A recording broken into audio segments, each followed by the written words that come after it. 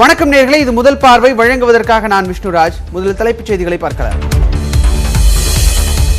விவசாயிகளுக்கான நிதியுதவி திட்டத்தில் முறைகேடு செய்தவர்கள் மீது உரிய நடவடிக்கை எடுக்கப்படும் என முதலமைச்சர் எடப்பாடி பழனிசாமி உறுதி. மத்திய அரசிடம் சிபிஐ விசாரணை கோரி திமுக தலைவர் மு.க. ஸ்டாலின் வலியுறுத்தல்.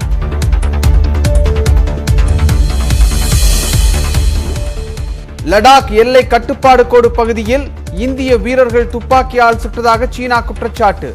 எல்லையில் பதிலடி கொடுக்கும் கட்டாயம் ஏற்பட்டுள்ளதாகவும் சீன ராணுவம் அறிவிப்பு.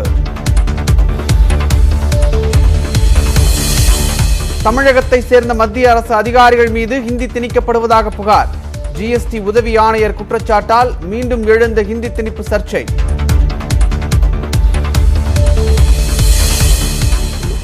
தமிழகத்தில் மேலும் 5776 பேருக்கு கொரோனா பாதிப்பு. 8000 நெருங்குகிறது உயிரிழந்தவர்களின் எண்ணிக்கை. நாடு முழுவதும் கொரோனா பாதிப்பின் எண்ணிக்கை 42 லட்சத்தை கடந்தது.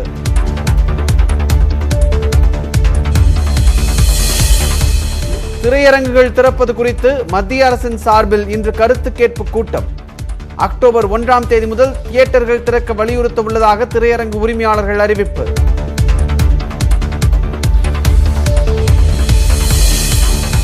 மருத்துவ நிபுணர்கள் குழுவினருடன் முதலமைச்சர் எடப்பாடி பழனிசாமி இன்று ஆலோசனை. கொரோனா நோய் தடுப்பு நடவடிக்கைகள் குறித்து விவாதம்.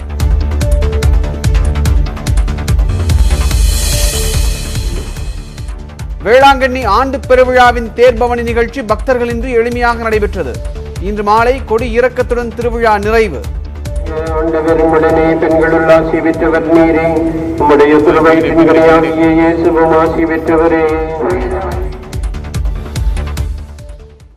பிரதமரின் விவசாயிகளுக்கான நிதியுதவி திட்டத்தில் முறைகேடு செய்தவர்கள் மீது உரிய நடவடிக்கை எடுத்து வருவதாக முதலமைச்சர் எடப்பாடி பழனிசாமி தெரிவித்திருக்கிறார். திமுக தலைவர் மு.க. ஸ்டாலின் மத்திய அரசிடம் சிபிஐ விசாரணை கோரியுள்ளார்.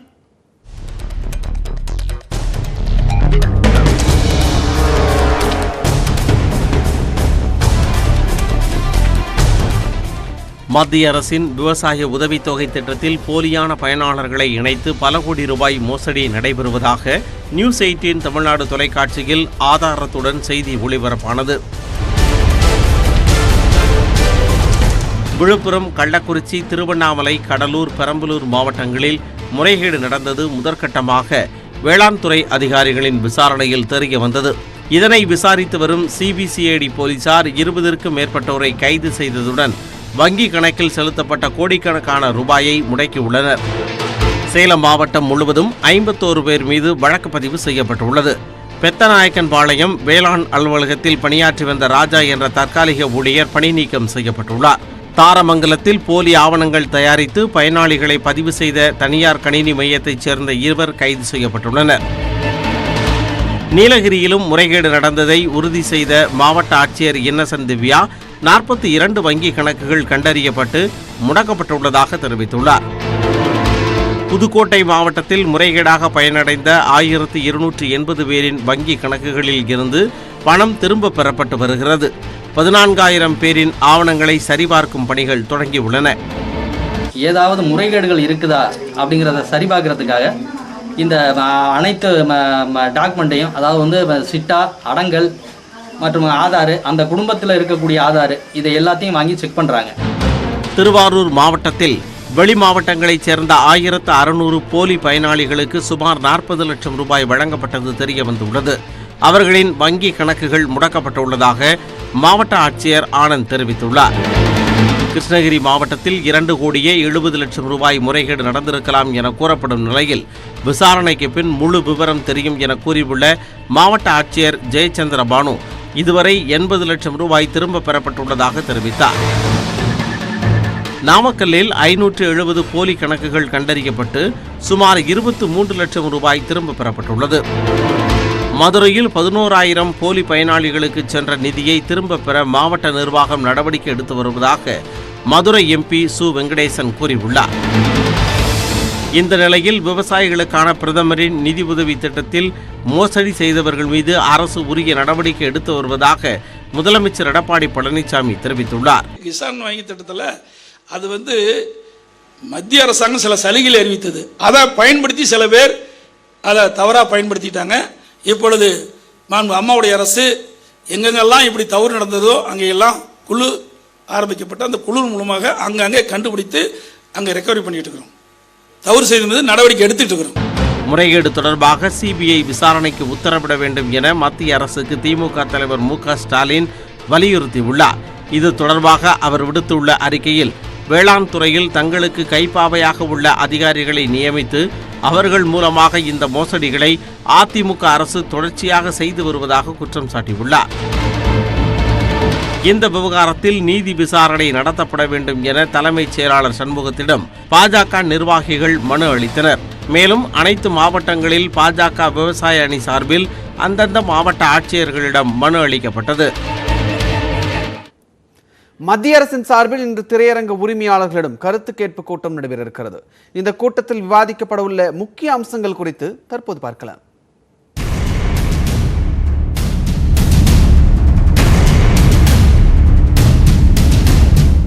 நாடு முழுவதும் திரையரங்குகளை திறப்பது குறித்து திரையரங்க உரிமையாளர் சங்க நிர்வாகிகளிடம் மத்திய அரசின் பேரிடர் மேலாண்மை அமைச்சகம் காணொலி மூலமாக இன்று கருத்து கேட்பு கூட்டத்தை நடத்துகிறது.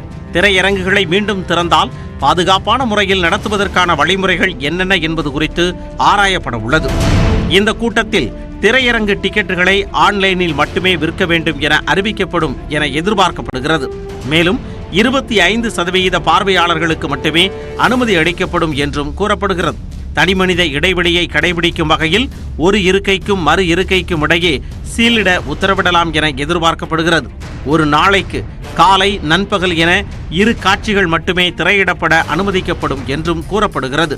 ஏசிக்களை இயக்க அனுமதி வழங்காமல் கதவுகள் திறந்த நிலையில் மட்டுமே திரைப்படம் பார்க்க ரசிகர்கள் அனுமதிக்கப்படுவார்கள் என கூறப்படுகிறது. இடைவேளை நேரத்தில் தின்பண்டம் வாங்கும்போது கூட்ட நெரிசல் ஏற்படும் என்பதால் திரையரங்கிற்கு உள்ளேயே தின்பண்டங்களை வழங்க அறிவுறுத்தப்படும் என எதிர்பார்க்கப்படுகிறது. இதனிடையே திரையரங்க உரிமையாளர்களும் சில பிரதான கோரிக்கைகளுடன் இந்த கூட்டத்தை எதிர்நோக்கி உள்ளனர். அதாவது குறைந்தபட்சம் 50% பார்வையாளர்களை அனுமதிக்க வேண்டும், குடும்பமாக வரும் ரசிகர்களை ஒரே வரிசையில் அமர வைக்க அனுமதிக்க வேண்டும் ஆகிய கோரிக்கைகளை முன்வைக்க உள்ளனர். மேலும் ஒரே நாளில் 4 காட்சிகளுக்கு அனுமதி தர வேண்டும் என்றும், ஜிஎஸ்டி வரியை குறைப்பதோடு கேளிக்கை வரியை நீக்க மாநில அரசிடம் பரிந்துரை செய்ய வேண்டும் எனவும் கோரவுள்ளனர். அக்டோபர் 1ஆம் தேதி முதல் திரையரங்குகளை திறக்க அனுமதி தருமாறு மத்திய அரசிடம் வலியுறுத்த உள்ளதாக திரையரங்க உரிமையாளர் சங்க தலைவர் திருப்பூர் சுப்பிரமணியம் தெரிவித்துள்ளார். ஒரு மாலுக்கு போனாலும் சரி, ஒரு கடைக்கு போனாலும் சரி, இல்லை எந்த இடத்துக்கு போனாலும் எல்லா மக்களும் சத்தமாக பேசிட்டு சிரிச்சுக்கிட்டு அந்த மாதிரி தான் இருக்கிறாங்க. அதெல்லாம் கொரோனா பரவலுக்கு வாய்ப்புகள் இருக்கிற இடம். ஆனால் சினிமா தியேட்டருக்கு வரும்போது அவங்க எல்லாருடைய பார்வையும் ஸ்க்ரீன் நோக்கி தான் இருக்கும். யாரும் எந்த விதமான பேச்சுமே வச்சுக்கிறது இல்லை. அதனால அதெல்லாம் கருத்தில் கொண்டு எல்லா தொழிலும் நீங்கள் அனுமதிச்சிட்டீங்க, எங்களே அனுமதிங்கன்னு கேட்கறதுக்கு எல்லா மாநில பிரதிநிதிகளும் ஒரே மாதிரி சொல்லிடுறது, எங்களுக்கு ஓப்பன் பண்ணி கொடுங்கன்னு.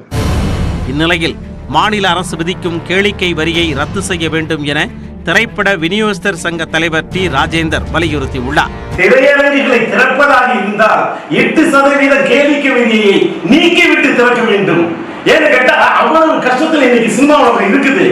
உங்களுடைய ஆட்சி காலம் முடிய போகிறது. எங்களுடைய திரையுலகத்துக்கு எப்பொழுது பொழுது விடிய போகிறது? பொறுக்க முடியாது. இனி பூனைக்கு யாராவது கட்டியே தீர வேண்டும் மணி. இது எங்கள் கோடம்பாக்கத்து தாக்கத்தின் குரல்.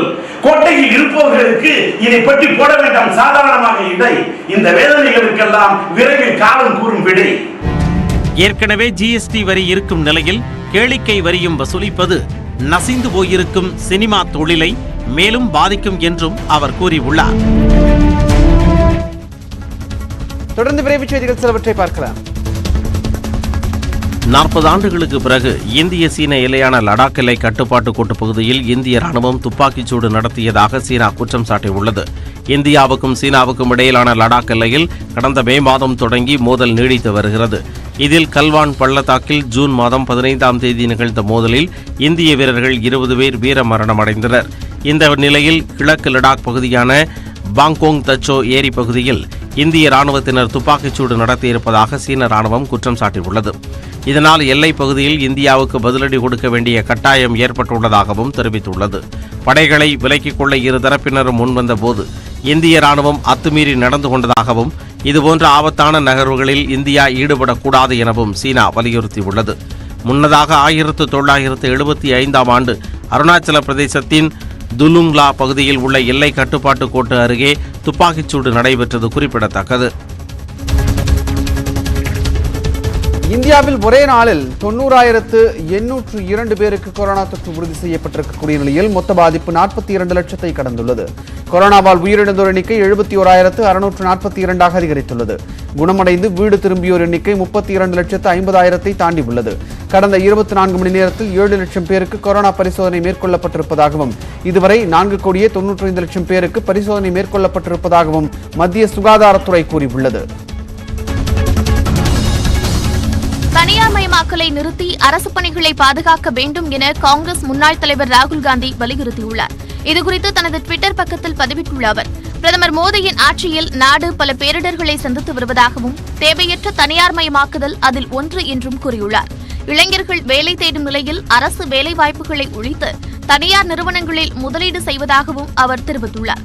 இதன் மூலம் பிரதமர் மோடியின் சில நண்பர்கள் மட்டுமே பயனடைவார்கள் என்றும் ராகுல் காந்தி குறிப்பிட்டுள்ளார். ஹைப்பர்சோனிக் ஏவுகணை சோதனை வெற்றி பெற்றதை அடுத்து இந்திய பாதுகாப்பு மற்றும் ஆராய்ச்சி அமைப்புக்கு பிரதமர் மோடி வாழ்த்து தெரிவித்துள்ளார். உள்நாட்டிலேயே தயாரிக்கப்பட்ட ஹைப்பர்சோனிக் ஏவுகணை ஒடிசா மாநிலம் பாலசோரில் உள்ள அப்துல் கலாம் ஏவுதளத்திலிருந்து விண்ணில் ஏவப்பட்டது. இந்த சோதனை 5 நிமிடங்கள் நீடித்ததாகவும் சோதனை வெற்றிகரமாக அமைந்ததாகவும் தெரிவிக்கப்பட்டது.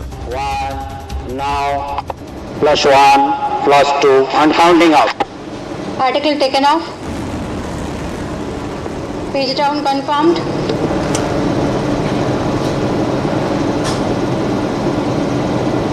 Article health normal. இதன் மூலம் ஒலியை விட 6 மடங்கு வேகத்தில் செல்லக்கூடிய ஹைப்பர்சோனிக் ஏவுகணையை வெற்றிகரமாக பரிசோதித்த நாடுகள் பட்டியலில் இந்தியா இணைந்துள்ளது. இதற்கு ட்விட்டரில் வாழ்த்து தெரிவித்துள்ள பிரதமர் மோடி இதுபோன்ற வல்லமையை அடையும் திறனை ஒரு சில நாடுகள் மட்டுமே பெற்றிருப்பதாக பெருமிதம் தெரிவித்தார். நடிகர் சுஷாந்த் சிங் ராஜ்புத் தற்கொலையில் புதிய திருப்பமாக அவரது சகோதரி மற்றும் டெல்லி மருத்துவமனை மருத்துவர் மீது போலீசார் வழக்கு பதிவு செய்துள்ளனர். சுஷாந்த் சிங் தற்கொலை வழக்கில் சிக்கிய நடிகை ரியாவிடம் போதைப்பொருள் தடுப்பு பிரிவு அதிகாரிகள் 2வது நாளாக 8 மணி நேரம் விசாரணை நடத்தினர். இதனிடையில் சுஷாந்தின் சகோதரி பிரியங்கா மற்றும் டெல்லி RML மருத்துவமனை டாக்டர் தருண் குமார் ஆகியோர் மீது போதைப்பொருள் தடுப்பு சட்டப்பிரிவுகளின் கீழ் FIR பதிவு செய்யும்படி நடிகை ரியா புகார் அளித்துள்ளார். மருத்துவர் தருண்குமார் கொடுத்த மருந்து குறிப்பை பிரியங்கா சுஷாந்திற்கு அனுப்பியதாகவும் அதனை உட்கொண்ட 5 நாட்களில் சுஷாந்த் இறந்ததாகவும் ரியா சந்தேகம் தெரிவித்திருக்கிறார். இதைத் தொடர்ந்து இருவர் மீதும் மும்பை பாந்த்ரா காவல் நிலையத்தில் வழக்கு பதிவு செய்யப்பட்டிருக்கிறது.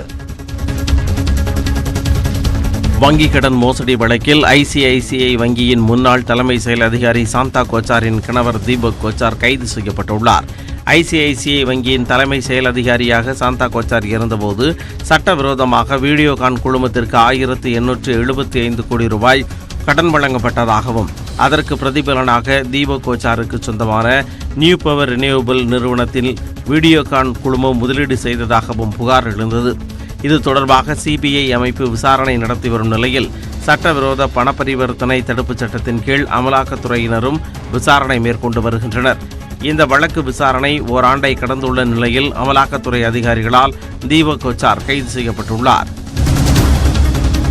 உத்தரப்பிரதேச மாநிலம் சிகந்திரா பகுதியில் ரசாயன ஆலையில் பரவிய தீ முழுமையாக கட்டுக்குள் கொண்டுவரப்பட்டது. ஆக்ரா அருகே சிகந்திரா என்ற இடத்தில் ரசாயன ஆலையில் வெடி விபத்து ஏற்பட்டது. வெடி சத்தத்தை அடுத்து ரசாயன ஆலையில் பயங்கர தீ விபத்து உண்டானது. ரசாயன ஆலையில் இருந்து பொருட்கள் கொழுந்துவிட்டு எரிந்ததால் வானில் பல அடி உயரத்திற்கு கரும்புகை சூழ்ந்தது.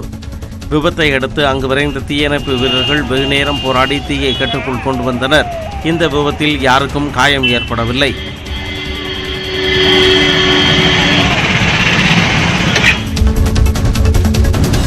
சாத்தான்குளம் தந்தை மகன் மரண வழக்கில் பல்வேறு காரணங்களால் விசாரணையை துரிதப்படுத்த முடியவில்லை என CBI தரப்பில் உயர்நீதிமன்ற மதுரை கிளையில் தெரிவிக்கப்பட்டுள்ளது.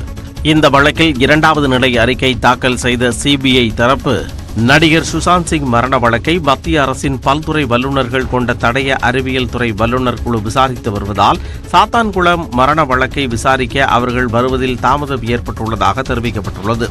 கொரோனா தொற்று ஊரடங்கு காரணமாகவும் வழக்கு விசாரணையை துரிதப்படுத்த முடியவில்லை என கூறிய CBI தரப்பு தடயவியல் வல்லுநர் குழு அடுத்த மாதம் மதுரை வரவுள்ளதாக தெரிவித்தது.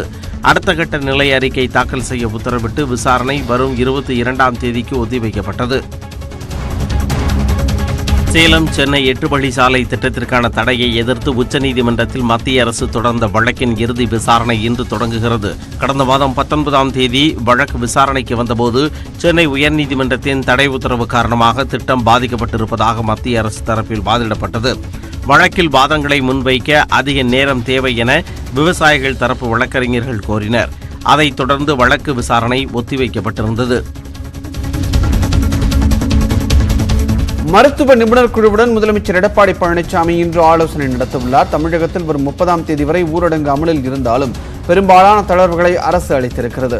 மாவட்டங்களுக்கு இடையிலான போக்குவரத்து, ரயில் சேவை தொடங்கப்பட்ட நிலையில் பொதுமக்கள் இயல்பு வாழ்க்கைக்கு திரும்பியுள்ளனர். இந்த நிலையில் தொற்று அதிகரிக்காமல் தடுக்க மேற்கொள்ள வேண்டிய நடவடிக்கைகள் குறித்து தமிழக அரசு தீவிரமாக ஆலோசித்து வருகிறது. இது தொடர்பாக தலைமைச் செயலகத்தில் நடைபெறவுள்ள கூட்டத்தில் முதலமைச்சர் எடப்பாடி பழனிசாமி மருத்துவ நிபுணர்களின் பரிந்துரைகளை கேட்கவுள்ளார். கோவை மாநகராட்சி நிர்வாகத்திற்கு எதிராக பேனர் வைத்த குடும்பத்தினர் மீது 3 பிரிவுகளில் வழக்கு பதிவு செய்யப்பட்டுள்ளது. கோவை ஹோப் கல்லூரி பகுதியைச் சேர்ந்த இளவரசன் தங்களது குடும்பத்தினருக்கு கொரோனா இல்லாமலேயே தொற்று இருப்பதாக கூறி வீட்டில் தனிமைப்படுத்தப்பட்டதாக குற்றம் சாட்டினார். மாநகராட்சியை விமர்சித்து அவர் வைத்த பேனர் வைரலானது. இது தொடர்பாக மாநகராட்சி விளக்கம் அளித்துள்ளது. இளவரசனின் தந்தை கடந்த 25ஆம் தேதி கொரோனாவால் இறந்ததால் அவர்கள் குடும்பத்திற்கு 27ஆம் தேதி சோதனை செய்யப்பட்டதாகவும் 1ஆம் தேதி 4 பேருக்கு பாசிட்டிவ் என வந்ததாகவும் தெரிவிக்கப்பட்டுள்ளது. அவர்கள் 4ஆம் தேதி தனியாரில் எடுத்த சோதனையின் முடிவை வைத்து தவறான தகவல் பரப்பியதால் சட்டப்படி நடவடிக்கை எடுக்கப்பட்டதாக மாநகராட்சி கூறியுள்ளது. ஊட்டியில் தோட்டக்கலைத்துறை கட்டுப்பாட்டில் உள்ள தாவரவியல் பூங்கா, சிம்ஸ் பூங்கா உள்ளிட்ட பூங்காக்கள் வரும் புதன்கிழமை முதல் திறக்கப்படும் என ஆட்சியர் இன்னசென்ட் திவ்யா தெரிவித்துள்ளார். கொரோனா ஊரடங்கு காரணமாக கடந்த 5 மாதங்களாக நீலகிரி மாவட்டத்தில் உள்ள அனைத்து சுற்றுலா தலங்களும் மூடப்பட்டன.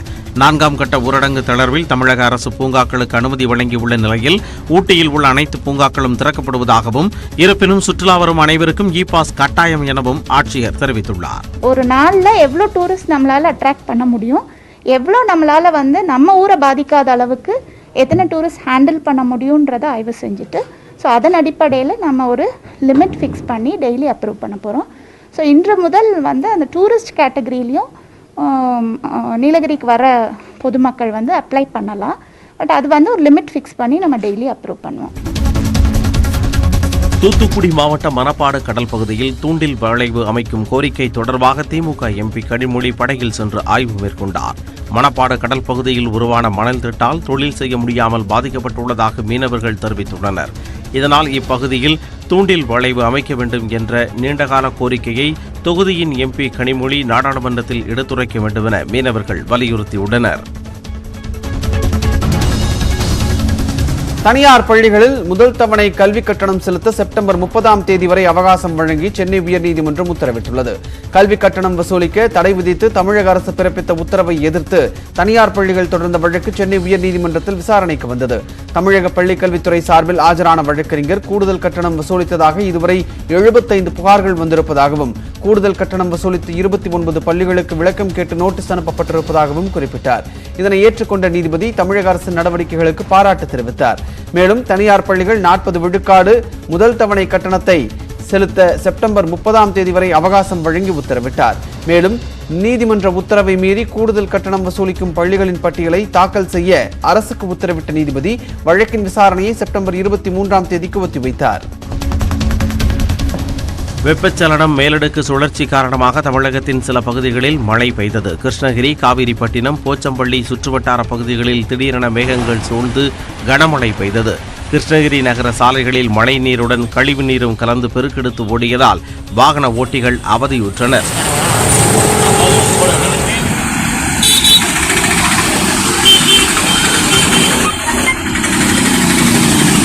இதேபோல திருவண்ணாமலை மாவட்டம் ஆரணி சுற்றுவட்டார பகுதிகளான கண்ணமங்கலம், வண்ணாங்குளம், ஒண்டுபுரத்தில் இடியுடன் கூடிய கனமழை பெய்தது.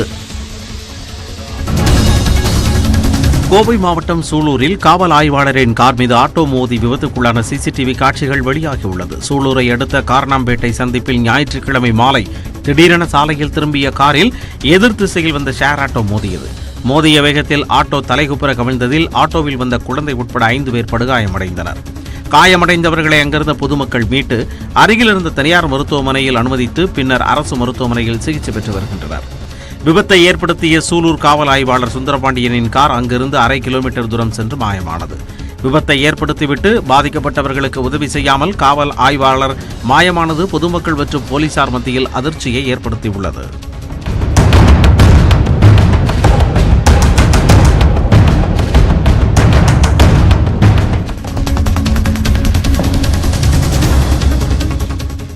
பண மோசடி வழக்கில் திரைப்பட தயாரிப்பாளர் ஞானவேல் ராஜாவிற்கு உயர்நீதிமன்ற மதுரை கிளை நிபந்தனை ஜாமீன் வழங்கியிருக்கிறது.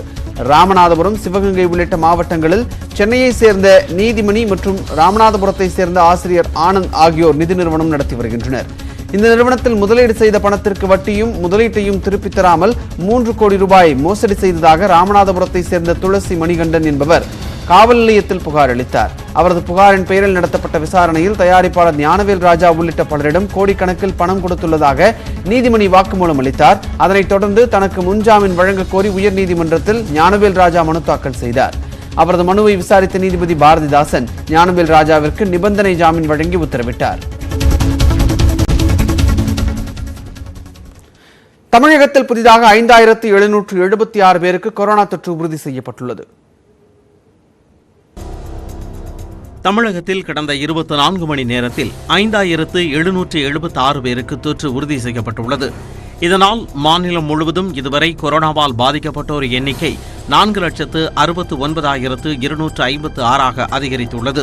சென்னையில் மேலும் 949 பேருக்கு தொற்று உறுதி செய்யப்பட்டுள்ளது. இதுவரை மொத்தமாக 1,42,603 பேர் பெருந்தொற்று பாதிப்புக்கு ஆளாகியுள்ளனர். சென்னை தவிர்த்த பிற மாவட்டங்களில் தொடர்ந்து கொரோனா பாதிப்பு அதிகரித்து வருகிறது. இதனால் உள் மாவட்டங்களில் கடந்த 24 மணி நேரத்தில் மட்டும் 4827 பேருக்கு தொற்று உறுதி செய்யப்பட்டுள்ளது. தமிழகத்தில் ஒரே நாளில் 89 பேர் உயிரிழந்த நிலையில் இதுவரை சிகிச்சை பலனின்றி உயிரிழந்தோரின் எண்ணிக்கை 8000-ஐ நெருங்கியுள்ளது. மேலும் தமிழகம் முழுவதும் ஒரே நாளில் 5930 பேர் குணமடைந்து வீடு திரும்பியுள்ளனர். இதனால் குணமடைந்தோர் விழுக்காடு 88-ஐ நெருங்கியுள்ளது.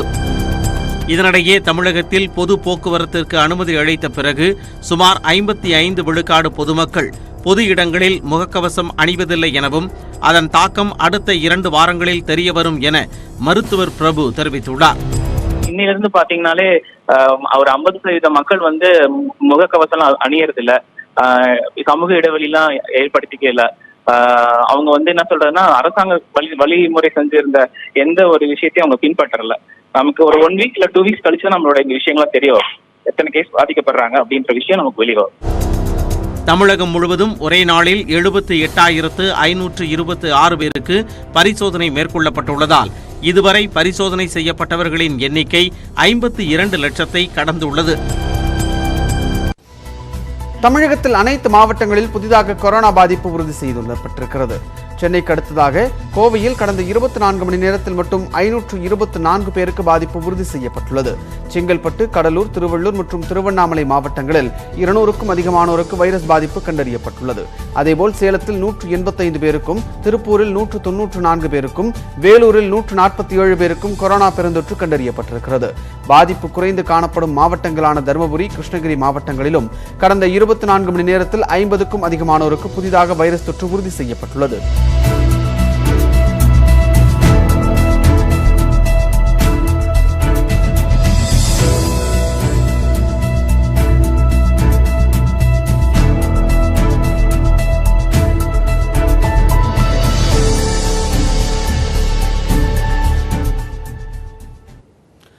தஞ்சை மாவட்டத்தில் தனது ராயல் என்ஃபீல்ட் பைக்கை பறித்துக் கொண்ட நண்பர்களிடம் திரும்பி கேட்டதற்காக இளைஞர் ஒருவர் படுகொலை செய்யப்பட்டிருக்கிறார். இந்த சம்பவத்தில் 7 பேர் கைதாகியிருக்கிறார்கள்.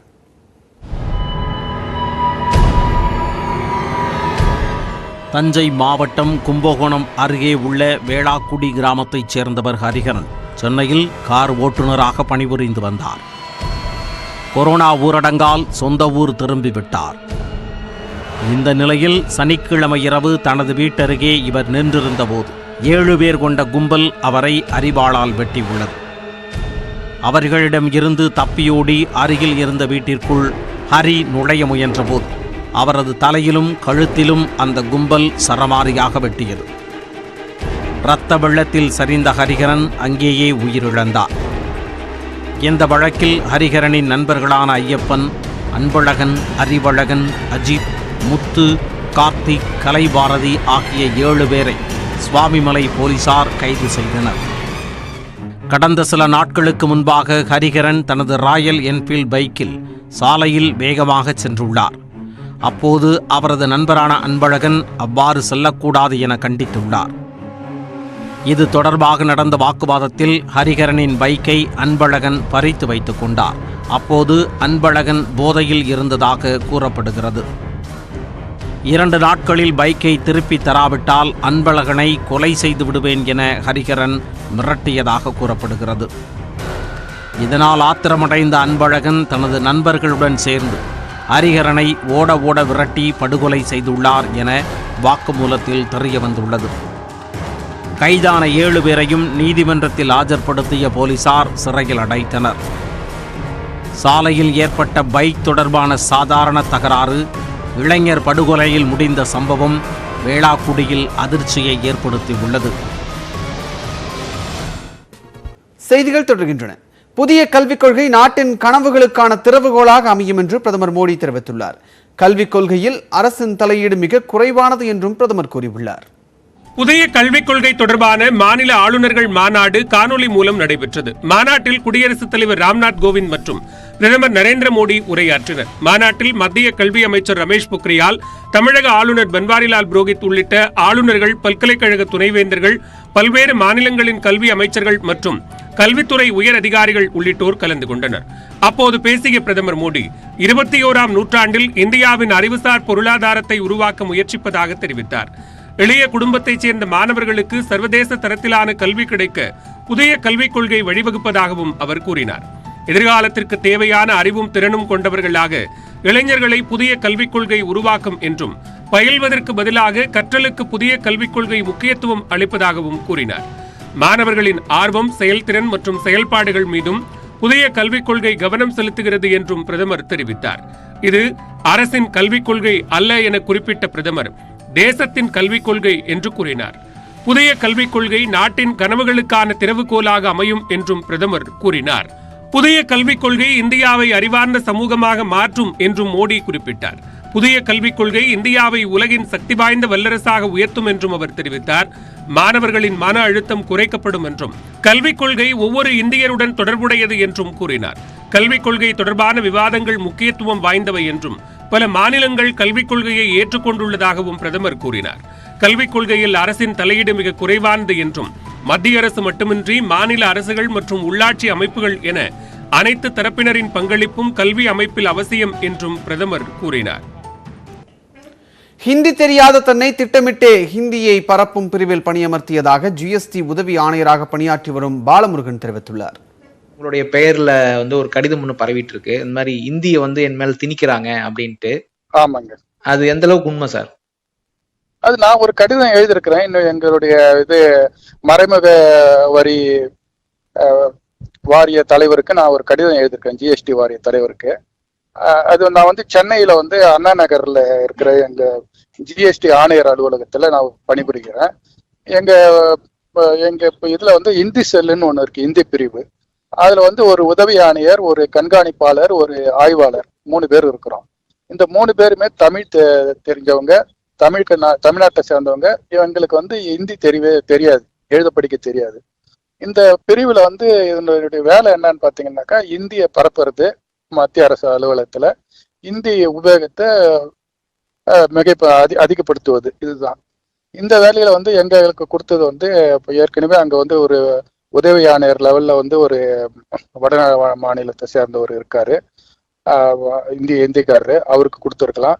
அதே மாதிரி கண்காணிப்பாளர், ஆய்வாளர்களை பார்த்தீங்கன்னா 70% வட மாநிலத்தை சேர்ந்தவங்க, இந்திய தாய்மொழியா கொண்டவங்க தான் இருக்காங்க, அவங்களுக்கு கொடுத்துருக்கலாம். அதெல்லாம் விட்டுட்டு வேண்டுமென்னு திட்டமிட்டு தமிழர்களுக்கு இதை கொடுத்து இந்த வேலையை, இந்திய பரப்புற வேலையை நீங்க தான் செய்யணுன்றது அந்த மாதிரி இது பண்றாங்க. இதை எனக்கு இந்தி திணிப்பா, என் மேல ஒரு இந்தி திணிப்பா நான் எடுத்துக்கிறேன். சோ இப்போ உங்களுக்கு ஹிந்தி தெரியாது அப்படிங்கிறது தெரிஞ்சவங்க இதை பண்ணிருக்காங்க நீங்க சொல்றீங்க. நாங்க எல்லாருமே வருஷத்துக்கு ஒரு டைம் எங்களுக்கு என்ன மொழி தெரியும், எழுத படிக்கின்றது நாங்க எழுத்து மூலியமா கொடுப்போம். அது டாக்குமெண்ட் எப்பயுமே இருக்கும். எங்களுக்கு என்னென்ன மொழி தெரியும்னு. அதில் வந்து எங்களை பொறுத்த வரையிலும் தமிழும் ஆங்கிலமும் தான் எங்களுக்கு தெரியும். எப்பயுமே ஹிந்தி தெரியாது. எனக்கு ஹிந்தி தெரியாது. அதே மாதிரி என்னுடைய கண்காணிப்பாளருக்கும் தெரியாது, ஆய்வாளருக்கும் தெரியாது. இதனிடையே ஜிஎஸ்டி உதவி ஆணையர் பாலமுருகன் கூறியுள்ள குற்றச்சாட்டு இந்தியாவின் பன்முகத்தன்மையை உருவாக்கியுள்ள அச்சுறுத்தல் வெளிப்படுத்துவதாக திமுக தலைவர் மு.க.ஸ்டாலின் தெரிவித்திருக்கிறார். ஹிந்தி பேசுபவர்கள் மட்டுமே இந்தியர்களா என்றும் இந்தியாவை ஹிந்தியாவாக மாற்ற மத்திய அரசு துடிக்கிறதா என்றும் அவர் கேள்வி எழுப்பியுள்ளார். மத்திய அரசு ஒட்டுமொத்த இந்தியாவிற்கானதா அல்லது இந்தி பேசும் மாநிலங்களுக்கு மட்டுமானதா என்றும் ஸ்டாலின் வினவியுள்ளார். வேளாங்கண்ணி ஆண்டு பெருவிழாவின் பெரிய தேர்பவனி நிகழ்ச்சி பக்தர்களின்றி எளிமையாக நடைபெற்றது. உலக பிரசித்தி பெற்ற வேளாங்கண்ணி ஆரோக்கிய மாதா பேராலயத்தின் ஆண்டு திருவிழா கடந்த மாதம் 29ஆம் தேதி கொடியேற்றத்துடன் தொடங்கியது.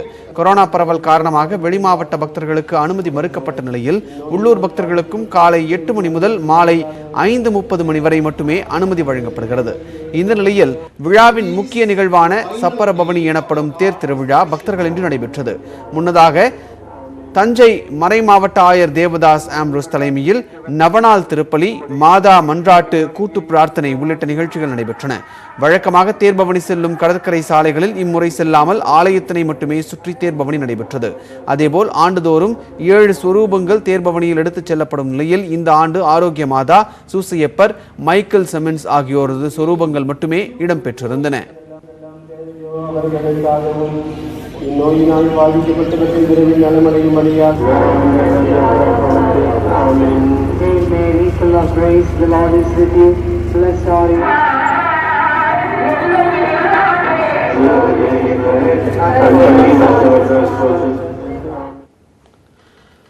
பக்தர்கள் பங்கேற்காமல் மிக எளிமையான முறையில் நடைபெற்ற தேர்பவனியில் பாதிரியார்கள் மட்டுமே கலந்து கொண்டனர். இந்த நிகழ்ச்சியில் இன்று மாலை திருக்கொடி இறக்கத்துடன் வேளாங்கண்ணி ஆண்டு பெருவிழா நிறைவு பெறுகிறது.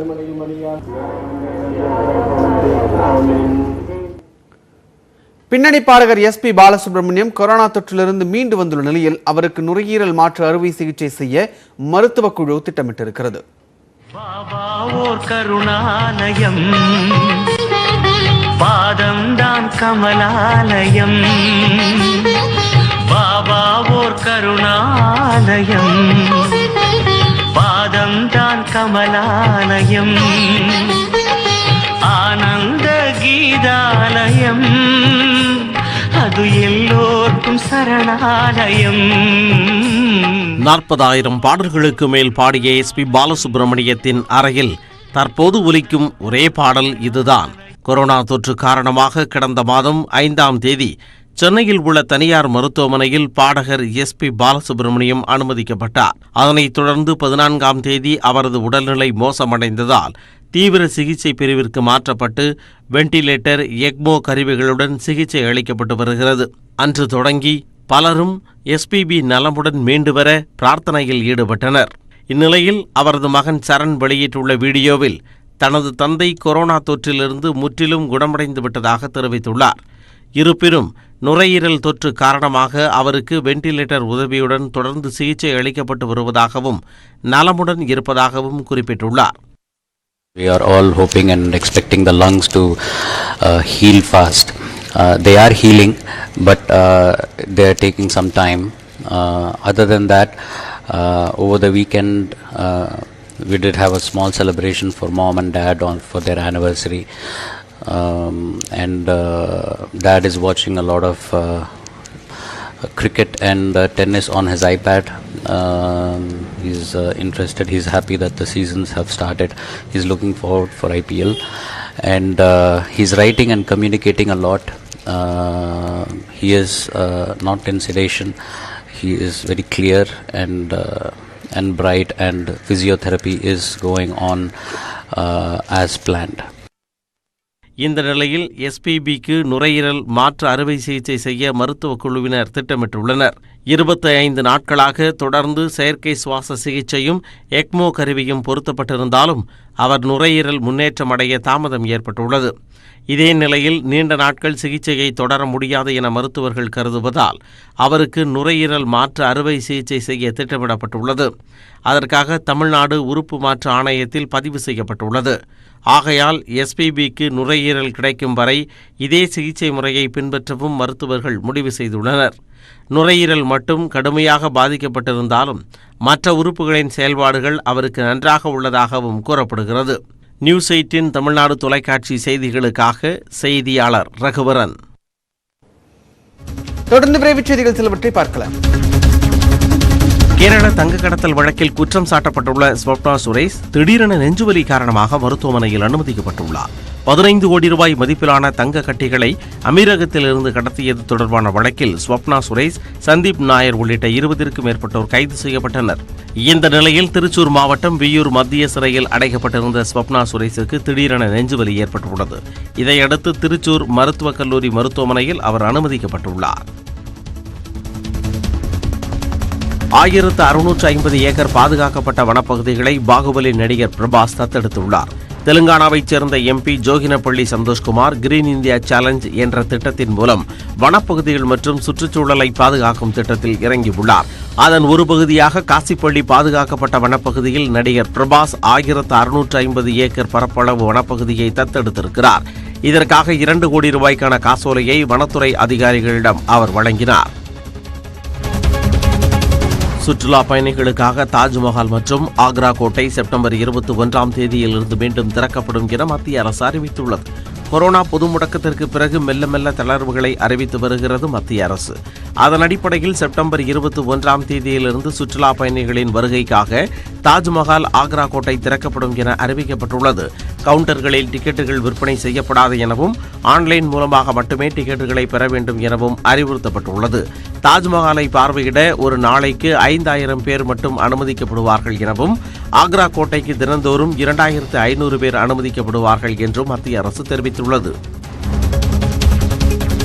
இலங்கை கடல் எல்லையில் நிறுத்தப்பட்டுள்ள சரக்கு கப்பலில் மீண்டும் தீ விபத்து ஏற்பட்டுள்ளது. பனாமா நாட்டிற்கு சொந்தமான MT நியூ டைமண்ட் என்ற சரக்கு கப்பல் 2,70,000 மெட்ரிக் டன் கச்சா எண்ணெயும் 1700 மெட்ரிக் டன் டீசலுடனும் வந்து கொண்டிருந்த போது இலங்கை கடற்பகுதியில் தீ விபத்து ஏற்பட்டது.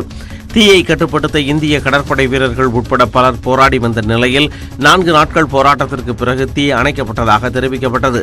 ஆனால் வெப்பத்தின் தாக்கத்தால் தற்போது தீ மீண்டும் பரவி உள்ளதாக இலங்கை கடற்படையினர் தெரிவித்துள்ளனர். திமுக நடத்திய மாரத்தான் போட்டிக்கு பெறப்பட்ட மொத்த பதிவு கட்டணம் 23 லட்சம் ரூபாயானது கொரோனா நிவாரண நிதியாக தமிழக அரசிடம் ஒப்படைக்கப்பட உள்ளது. முன்னாள் முதலமைச்சர் கருணாநிதியின் 2ஆம் ஆண்டு நினைவு தினத்தை ஒட்டி வெர்ச்சுவல் மாரத்தான் ஓட்டத்தை திமுக தலைவர் மு.க.ஸ்டாலின் தொடங்கி வைத்தார். அதன்படி ஆகஸ்ட் 7 முதல் 31ஆம் தேதி வரை மாரத்தான் போட்டி நடத்தப்பட்டது. இதில் ஏராளமானோர் கலந்து கொண்டனர். இதற்கு பதிவு கட்டணமாக தலா 300 ரூபாய் பெறப்பட்ட நிலையில் மொத்த தொகையான 23 லட்சம் ரூபாயை கொரோனா பேரிடர் நிவாரண நிதி தொகையாக தமிழக அரசிற்கு வழங்கப்படுகிறது. சென்னை சோழிங்கநல்லூர், செம்மஞ்சேரி பகுதிகளில் கஞ்சா விற்பனை செய்த ஆன்லைன் உணவு டெலிவரி ஊழியர் கைது செய்யப்பட்டார். செம்மஞ்சேரி போலீசாருக்கு கிடைத்த தகவலின் பெயரில் ஆன்லைன் உணவு டெலிவரி நிறுவனத்தில் பணியாற்றிக் கொண்டே கஞ்சா விற்பனையில் ஈடுபட்டு வந்த விஜய் என்பவரை பிடித்தனர். அவரிடம் நடத்திய விசாரணையில் கூட்டாளிகள் 3 பேர் சிக்கினர். அவர்களிடமிருந்து 10 கிலோ கஞ்சா, 10 மில்லி கஞ்சா ஆயில், 16 சிரிஞ்சுகள், இருசக்கர வாகனம் ஆகியவை பறிமுதல் செய்யப்பட்டன. கோவையில் தனியார் நிறுவனம் சார்பில் வாடகை ஹெலிகாப்டர் சேவை அறிமுகம் செய்யப்பட்டுள்ளது. NGO colony Ganga helipad service மையத்தில் அறிமுகப்படுத்தப்பட்டுள்ள இந்த சேவையில் ஒருவர் அரை மணி நேரம் முதல் தேவைக்கேற்ப ஹெலிகாப்டரை வாடகைக்கு எடுத்துக் கொள்ளலாம் என தெரிவிக்கப்பட்டுள்ளது. 5 பயணிகள் அமரும் வசதி கொண்ட இந்த ஹெலிகாப்டரில் நகரை சுற்றி பார்க்க தற்போது மக்கள் ஆர்வம் காட்டி வருகின்றனர்.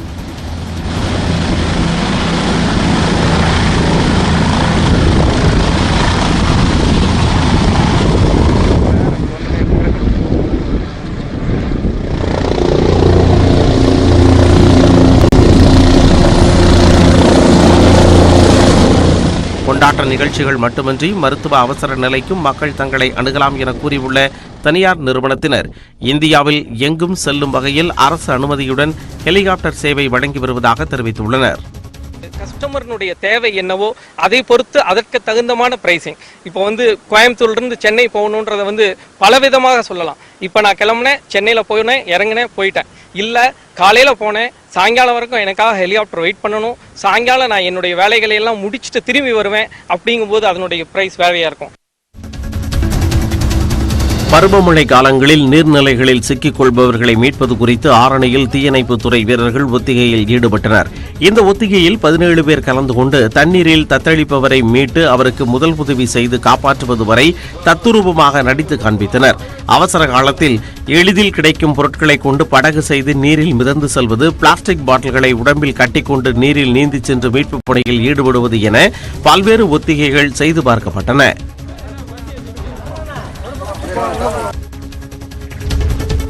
தமிழகத்தில் இருமொழிக் கொள்கையே தொடரும் என்று உயர்கல்வித்துறை அமைச்சர் கே பி அன்பழகன் திட்டவட்டமாக தெரிவித்துள்ளார்.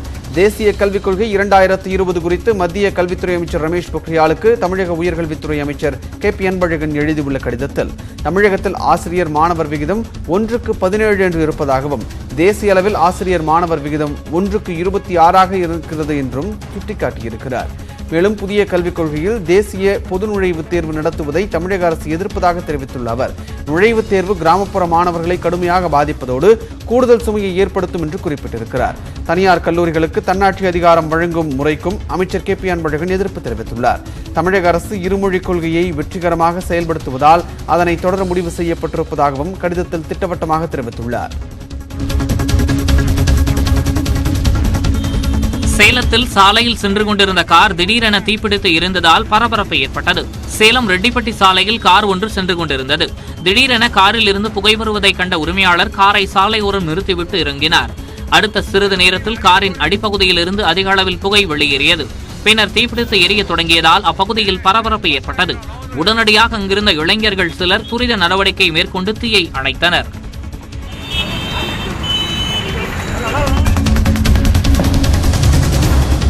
மயிலாடுதுறை தூக்கணாங்குளம் தெருவில் நிகழ்ந்த தீ விபத்தில் 2 வீடுகள், ஒரு உணவகம் முற்றிலும் சேதமடைந்தன. சந்திரா என்பவரது வீட்டு மாடியில் இருந்த கொட்டகையில் பற்றிய தீ மளமளவென அதிலிருந்து குடிசை வீட்டிற்கு பரவிய நிலையில் அங்கு சென்ற தீயணைப்புத் துறையினர் தீயை அணைத்தனர். மின்கசிவால் தீ விபத்து ஏற்பட்டதா அல்லது வேறு காரணமா என்று போலீசார் விசாரித்து வருகின்றனர். மதிமுக துணை பொதுச் செயலாளர் நஸ்ரேத் துரை உடலுக்கு மலர் வளையம் வைத்து அஞ்சலி செலுத்திய அக்கட்சியின் பொதுச் செயலாளர் வைகோ கண்ணீர் விட்டு அழுதார். நஸ்ரேத் துரை கடந்த வெள்ளிக்கிழமை அவரது சொந்த ஊரான தூத்துக்குடி மாவட்டம் நஸ்ரேத்தில் உயிரிழந்தார். வெளிநாட்டிலிருந்து மகன் மற்றும் மகள் இன்று ஊர் திரும்பிய நிலையில் நஸ்ரேத் துரையின் உடல் பொதுமக்கள் அஞ்சலிக்காக வைக்கப்பட்டது. இந்த நிலையில் கடந்த 5 மாதங்களாக எந்த பொது நிகழ்வுகளும் பங்கேற்காமல் தவிர்த்து வந்த வைகோ நேரில் வந்து நஸ்ரேத் துரையின் உடலுக்கு அஞ்சலி செலுத்தினார். பின்னர் இரங்கல் உரையாற்றிய வைகோ கண்ணீர் விட்டு அழுதது அங்கு கூடியிருந்தோரை கலங்கச் செய்தது. இதனைத் தொடர்ந்து நஸ்ரேத் துரை உடல் கிறிஸ்துவ முறைப்படி நல்லடக்கம் செய்யப்பட்டது.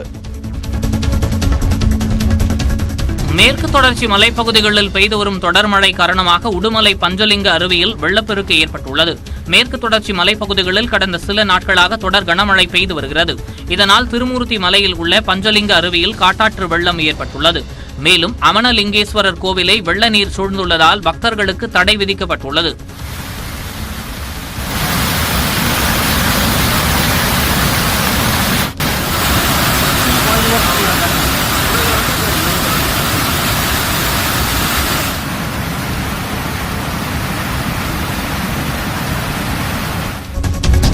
கோவையில் ஈமுக்கோழி மோசடியில் ஈடுபட்ட தனியார் நிறுவன இயக்குநர்கள் 3 பேருக்கு தலா 10 ஆண்டுகள் சிறை தண்டனை விதித்து தமிழ்நாடு முதலீட்டாளர்கள் சிறப்பு நல நீதிமன்றம் உத்தரவிட்டுள்ளது. கிணத்துக்கடவு பகுதியில் JPR emu agri farms India என்ற தனியார் நிறுவனம் கடந்த 2011ஆம் ஆண்டு தொடங்கப்பட்டது.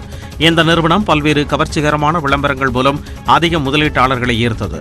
ஆனால் கூறியபடி தொகையை வழங்கவில்லை எனவும் சுமார் 1,67 லட்சம் ரூபாயை மோசடி செய்துவிட்டதாக கடந்த 2014ஆம் ஆண்டு பொருளாதார குற்றப்பிரிவு காவல் நிலையத்தில் புகார் அளிக்கப்பட்டது. இந்த வழக்கின் விசாரணை கோவை முதலீட்டாளர்கள் நல சிறப்பு நீதிமன்றத்தில் தொடர்ந்து நடைபெற்று வந்த நிலையில் குற்றம் சாட்டப்பட்ட பத்மநாபன், ஜெயக்குமார், ராஜசேகர் ஆகிய 3 பேருக்கும் தலா 10 ஆண்டுகள் சிறை தண்டனையும் 56 லட்சம் ரூபாய் அபராதமும் விதித்து நீதிபதி ரவி உத்தரவிட்டார். கொரோனாவுக்கான தடுப்பு மருந்து விரைவில் வெளியாகும் என அமெரிக்க அதிபர் ட்ரம்ப் தெரிவித்துள்ளார். அமெரிக்காவில் கொரோனாவின் தாக்கம் உச்சத்தில் உள்ள நிலையில் அந்நாட்டில் உருவாகி வரும் தடுப்பு மருந்தின் நம்பகத்தன்மை குறித்து ஜனநாயக கட்சியின் துணை அதிபர் வேட்பாளர் கமலா ஹாரிஸ் சந்தேகம் தெரிவித்திருந்தார். இது தொடர்பாக வெள்ளை மாளிகையில் பேசிய அதிபர் ட்ரம்ப் கொரோனா மருந்தை வைத்து எதிர்க்கட்சிகள் அரசியல் லாபம் ஈட்டி வருவதாக விமர்சித்தார். அமெரிக்காவில் தயாராகி வரும் தடுப்பு மருந்து மிகவும் பாதுகாப்பானதாக இருக்கும் என்று உறுதியளித்த ட்ரம்ப் விரைவில் உலக மக்களுக்கு நல்ல செய்தி காத்திருப்பதாகவும் குறிப்பிட்டுள்ளார். ஆஸ்திரேலிய கடலில் படகில் சென்றவரின் அருகில் திடீரென தோன்றிய டால்பின் மீன் செல்லமாக அன்பு காட்டியது பலரையும் வியக்க வைத்தது. ஆஸ்திரேலியாவின் சன்ஷைன் கடற்கரையை ஒட்டிய நியூசா என்ற இடத்தில் சிறிய படகில் ஒருவர் சென்று கொண்டிருந்தார். அப்போது மிக அருகில் வந்த டால்பின் படகோட்டியை சுற்றி வந்தது. அதனிடம் அன்பு காட்ட கையை நீட்டியவரின் விரல்களை வலிக்காமல் கடித்து அன்பு காட்டிவிட்டு டால்பின் சென்றது. சில நொடிகளுக்கு பிறகு மீண்டும் வந்த டால்பின் மீண்டும் கடித்து விளையாடியது.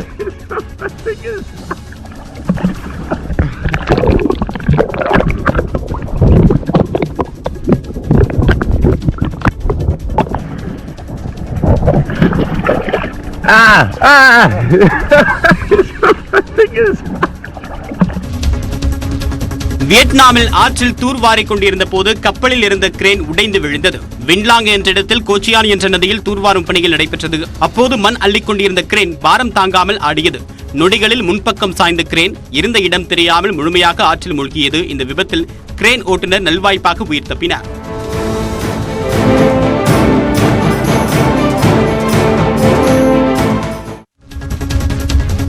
US ஓபன் டென்னிஸ் தொடரின் நட்சத்திர வீராங்கனையான செரீனா வில்லியம்ஸ் மற்றும் நவாமி ஒசாகா காலிறுதி சுற்றுக்கு முன்னேறி உள்ளனர். பெண்கள் ஒற்றையர் பிரிவு ஆட்டத்தில் கிரீஸ் நாட்டின் மரியா சக்காரியாவுடன் மோதிய செரீனா 6-3, 6-7 மற்றும் 6-3 என்ற செட் கணக்கில் வெற்றி பெற்று காலிறுதி சுற்றுக்கு தகுதி பெற்றார்.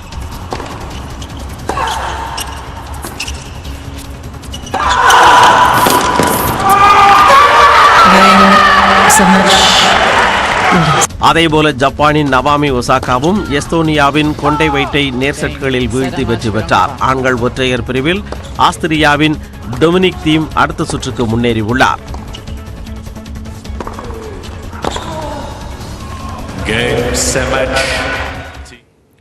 தூத்துக்குடி மாவட்டம் கோவில்பட்டி சுற்றுவட்டாரத்தில் ஊரடங்கில் முடங்கி போன பனையோலை பெட்டி தயாரிப்பாளர்கள் மீண்டு வர அரசின் உதவிகளை எதிர்பார்த்து காத்திருக்கின்றனர்.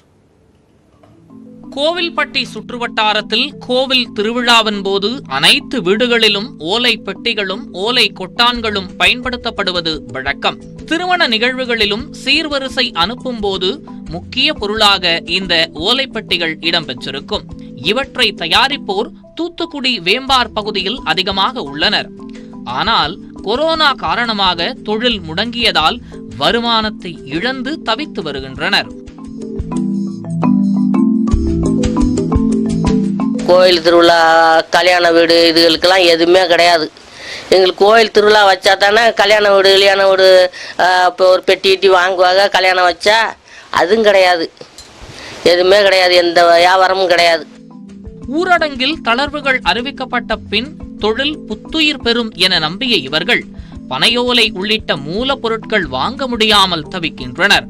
இந்நிலையில் அரசு கடன் உதவி வழங்கி தங்களை காக்க வேண்டும் என பனையோலை பெட்டி தயாரிப்பாளர்கள் கோரிக்கை விடுக்கின்றனர்.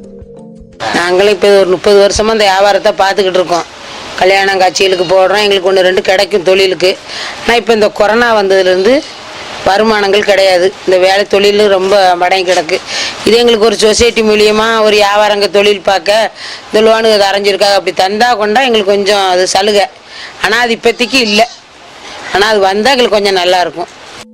அங்கொன்றும் இங்கொன்றுமாக நடைபெறும் இந்த குடிசை தொழில் கொரோனா பேரலையில் அடித்து செல்லப்படாமல் இருக்க அரசு உதவ முன்வராவிட்டால் வரும் காலங்களில் கோவில் திருவிழாக்களில் ஓலை பெட்டிகளுக்கு பதில் பிளாஸ்டிக் கூடைகளைத்தான் பார்க்க முடியும். நியூஸ் 18 தமிழ்நாடு செய்திகளுக்காக கோவில்பட்டியிலிருந்து செய்தியாளர் மகேஸ்வரன். ஜப்பானை தாக்கிய ஹைசன் புயல் தென்கொரியாவின் கிழக்கு கடற்கரை பகுதியை சூறையாடத் தொடங்கியிருக்கிறது. ஜப்பானின் தெற்கு பகுதியில் உள்ள தீவுகள் கடந்த வாரம் மேசக் என்ற புயலால் கடுமையாக தாக்கப்பட்டது. அந்த பாதிப்பிலிருந்து மீள்வதற்குள் ஐசன் என்ற அடுத்த புயலின் தாக்குதலுக்கு ஜப்பான் உள்ளாகியுள்ளது.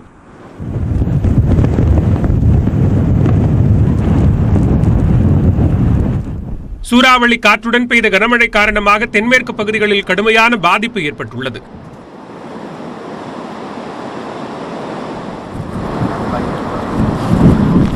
புயல் கரையை கடந்தபோது சுமார் 144 கிலோமீட்டர் வேகத்தில் காற்று வீசியது. பலத்த காற்றுடன் கனமழையும் கொட்டியது. கடல் அலைகளும் சீற்றத்துடன் காணப்பட்டன.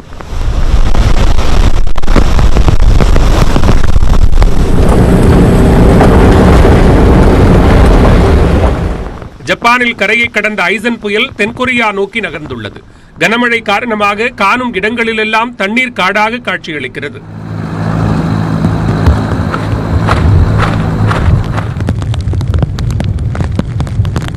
ஆபத்துக்களை எதிர்கொள்ளும் வகையில் முன்னெச்சரிக்கை நடவடிக்கையாக மீட்பு படையினர் குவிக்கப்பட்டுள்ளனர்.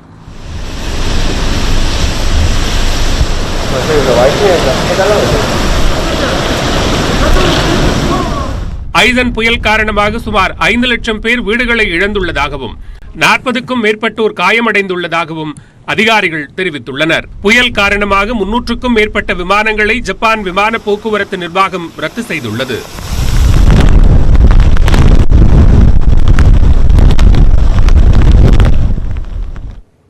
கொரோனாவுடன் வாழ பழக வேண்டிய சூழ்நிலையில் முகக்கவசம் அத்தியாவசியமாகிவிட்டது.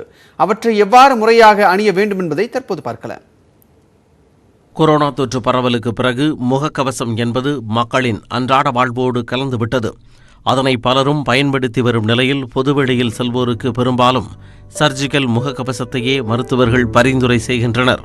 ஊரடங்குக்கான கட்டுப்பாடுகள் தளர்த்தப்பட்டிருக்கக்கூடிய நிலையில தினமும் ஆஃபீஸ் போயிட்டு வரணும், இல்ல பொது போக்குவரத்தை பயன்படுத்தணும், இல்ல கூட்டமா இருக்கக்கூடிய மார்க்கெட், கூட்டமா எந்த இடமும் இருக்கக்கூடாதா, ஆனாலும் கூட நீங்க மார்க்கெட்டுக்கு எங்கேயாவது போயிட்டு வரணும் அப்படின்னா அவங்க பயன்படுத்த வேண்டிய மாஸ்க் அப்படின்னா இந்த 3 அடுக்கு ட்ரிபிள் லேயர் சர்ஜிக்கல் மாஸ்க் தான் பயன்படுத்தணும்னு பொதுவா டாக்டர் சஜஸ்ட் பண்றாங்க. ஒரு சரியான சர்ஜிக்கல் மாஸ்க் பாத்தீங்கன்னா ஒரு பக்கம் வந்து ப்ளூ கலராகவும் இன்னொரு பக்கம் வந்து ஒயிட் கலராகவும் இருக்கும். ஸோ இந்த ப்ளூ கலராக இருக்கிறது வந்து வெளியே இருக்கணும், வெள்ளை கலரில் இருக்கிறது நம்மளுடைய உள்பக்கம் மூக்கு மேலே இருக்கணும். அதே மாதிரி மேலே கீழே இருக்குது. மேலே எது அப்படின்னு கண்டுபிடிக்கிறதுக்கு சர்ஜிக்கல் மாஸ்கில் மேலே சின்னதாக ஒரு கம்பி மாதிரி ஒன்று இருக்கும். அதுதான் உங்களுடைய மூக்கு மேலே உட்காந்து இந்த மாஸ்கை வந்து டைட்டாக உட்கார வைக்கும். இந்த கம்பி மேலே இருந்தாலே ஆட்டோமேட்டிக்காக இந்த லேயர்ஸ்லாம் வந்து கீழ்ப்பக்கம் ஃபேஸ் பண்ண மாதிரி தான் இருக்கணும். இப்படி போடக்கூடாது. நம்ம மாஸ்க் போடுறதுக்கான பர்பஸே வந்து நமக்கு தேவையில்லாத பார்ட்டிகல்ஸை வந்து நம்ம சுவாசிக்க கூடாது அப்படின்றதுக்காக தான். ஸோ அப்படி பார்ட்டிகல்ஸ் செட்டில் ஆகுது அப்படின்னா இப்படி போட்டிங்கன்னா இந்த இடத்துல வந்து இப்படி செட்டில் ஆகும், அது நமக்கு தேவையில்லை. இப்படி போட்டிங்கன்னா பார்ட்டிகல் செட்டில் ஆகவே முடியாது. கையெல்லாம் முதல்ல சுத்தப்படுத்திட்டு முன்பக்கம் பின்பக்கம் எதுவும் கையில் தொடாமல் இந்த ஸ்ட்ரிங்ஸை மட்டும் எடுத்து இப்படி போடுறது அவசியம். நம்மளுடைய மூக்கு மற்றும் வாய் பகுதிகளை வந்து அது முழுசாக கவர் பண்ணணும். நான் சொன்னேன் இல்லையா, அந்த கம்பி மாதிரி ஒரு சின்ன ஒரு கம்பி மாதிரி ஒன்று இருக்கும். ஸோ அதை வந்து உங்களுடைய மூக்கு மேலே வச்சு இப்படி ப்ரெஸ் பண்ணிங்கன்னா அது வந்து உங்களுடைய மாஸ்கை வந்து கரெக்டாக உங்களுக்கு போட்டு கொடுக்கும். மேலேருந்து கீழே உங்களுடைய வாய்ப்பகுதியை முழுசாக கவர் பண்ணுற மாதிரி இருக்கணும். மாஸ்கை கழட்டும் போதும் அதே மாதிரி இந்த ஸ்ட்ரிங்ஸை பிடிச்சு முன்னாடி பின்னாடி எங்கேயும் கை வைக்காமல் இப்படி கழட்டணும் அப்படின்றது ரொம்ப அவசியமான விஷயம். வீடுகள், அலுவலகங்கள் போன்ற உட்புறங்களில் பொதுவாக துணியாலான முகக்கவசம் அணிய பரிந்துரை செய்யப்படுகிறது.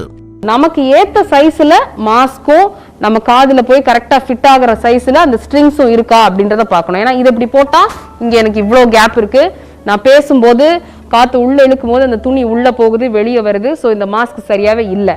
ஸோ துணி மாஸ்க்குன்னு வாங்கும்போது இப்போ நிறைய விதவிதமாக மாஸ்க் வருது, வெவ்வேறு சைஸில் வருது. ஸோ நம்ம சைஸுக்கு இந்த மாஸ்க் இருக்கா அப்படின்றதையும் நம்ம செக் பண்ணி வாங்க வேண்டியது அவசியமாக இருக்குது. சுகாதாரத்துறையினர் தொற்று அதிகம் பரவக்கூடிய இடங்களில் பணியாற்றுவோருக்கு N95 முகக்கவசம் பரிந்துரைக்கப்படுகிறது.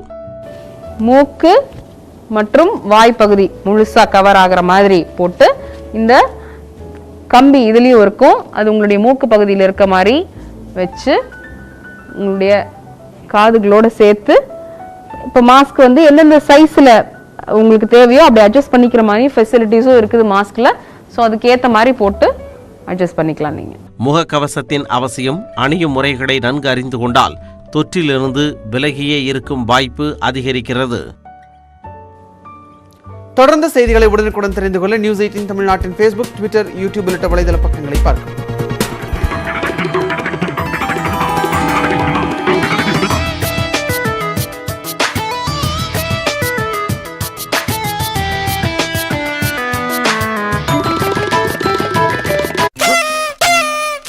இதுகிட்ட இருந்து